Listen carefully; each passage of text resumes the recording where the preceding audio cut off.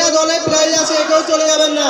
প্রতিটা দলে প্রাইজ আছে, ফার্স্ট সেকেন্ড শুধু আমরা ঠিক আছে প্রতিটা দলে প্রাইজ আছে, রাখা আছে প্রতিটা দলে 4000 করে। আর আতাউর রহমান ভাই লাস্টে একটা মশিয়া গেছে বলে 2000 টাকা করা হয়েছে। সানি ভাই লাস্টে একটা মশিয়া গেছিল বলে 1000 টাকা করা হয়েছে। বুলবুল সারা বুনতে হোরা, নবীজি প্রাণের বুলবুল সারা বুনতে হোরা, কৌসার জামো সরবতে না পারে পাইনি কেতে। তোমার দুলালা জিলুসুতে